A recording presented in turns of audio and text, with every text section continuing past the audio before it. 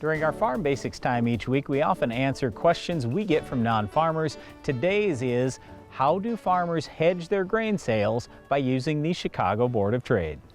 Well, certainly farmers could sell directly to a processor and lock in a price that way, but then what happens if you don't raise the crop?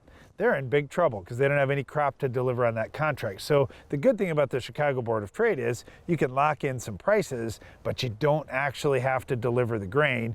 You can sell it and then buy it back, or buy it and then sell it later, and you never have to actually deal with a physical commodity of grain. So that's kind of nice, and it hedges farmers against what happens if hail wipes my crop out.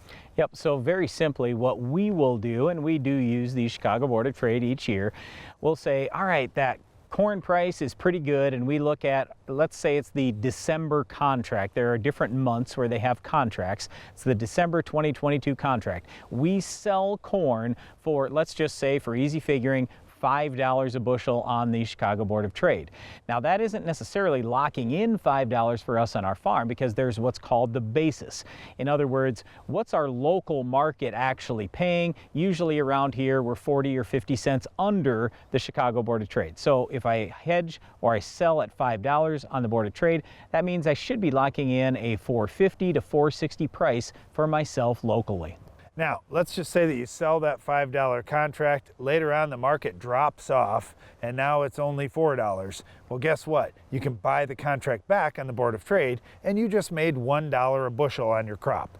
Now, let's just say again, to Brian's point, you've got a 50-cent basis, so at home, the market's now $4 on the board, your local market's $3.50. Well, you add that $1 back to the price that you got at the local processor, and now you got $3.50 from the processor, plus another $1 that you made on the board. You got $4.50 for your corn. That's a pretty good deal. Now, one of the things that our dad always talked to us about is, he said there's a big difference between hedging and gambling. Hedging is when we know we're going to produce these bushels and we are selling that grain or locking in a price. Gambling is we don't have those bushels and we're still selling crop or buying crop on the Chicago Board of Trade. So we try to stay away from gambling, and what you do yourself, that's up to you, but we just typically recommend for farmers, hedging is good, gambling is kind of questionable. One last point I'd make is, what about these dollars? If you sold this contract on the board, do you get money right away? Well, no, you don't get money right away. You aren't going to get any money until you actually buy that contract back. And then you'll get the difference between what it's sold for and what you bought it back for. Also, if things go the opposite direction, let's say you sell at $5 and now the market goes to $6, well, you've got to put in that extra $1. So that's what people will refer to as a margin call, and one of the reasons why they get concerned about hedging on the Chicago Board of Trade, because they have to come up with the money for the margin call. We don't get too worried about that though, because again, we've hedged it, we're locking things in, we'll get the money back eventually, because now we will be able to sell our crop for a higher price, and when we sell the crop, that's immediately when we then buy it back on the Chicago Board of Trade. So that's hedging when you do that right at the same time.